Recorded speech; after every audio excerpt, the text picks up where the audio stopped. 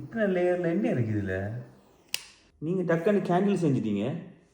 கீழே அரிசி, நடுவில் தண்ணி, மேலே எண்ணெய், நடுவில் நல்லெண்ணெய்.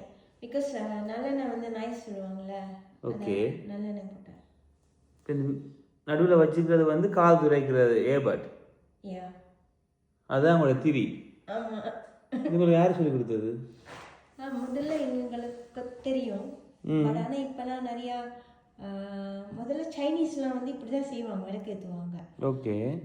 பட் ஆனால் அவங்க ஒரு திரி மாதிரி இருக்கும், தண்ணி எண்ணெய் போட்டுட்டு ஏற்றிடுவாங்க. பிகாஸ் இது எதுக்கு அந்த அரிசினா அந்த இயர்பட் இருக்குல்ல அதை குத்தி வைக்கிறதுக்கு. ஓ, அதுக்கு தான் அரிசி, வேற எதுக்கும் இல்லை. அந்த உள்ள திரி தண்ணியும் எண்ணெய் இருந்தாலே ஓடும், அது எரியும். கிட்ட அந்த இது இல்லை. அந்த அப்போ மேலே எண்ணெயில மட்டும் இப்போ எரிஞ்சுக்கிட்டு இருக்குது. ஆமாம். இது ஆஃப் ஆகாது. இல்லை, ஆகாது. ப்ராமிஸ். இந்த சைனீஸ்னா இதுக்கு வந்து எப்போதும் அவங்க விளக்கு ஏற்றுவாங்கல்ல, அப்போ வந்து சைனீஸ் வந்து தண்ணியும் எண்ணெயும் மட்டும் தான் ஊற்றுவாங்க. மேலே ஒரு திரி வைக்கிறதுக்குன்னு ஒரு இது விற்பாங்க. அது திகசுகி 3 முக்கோணம் மாதிரி இருக்கும்.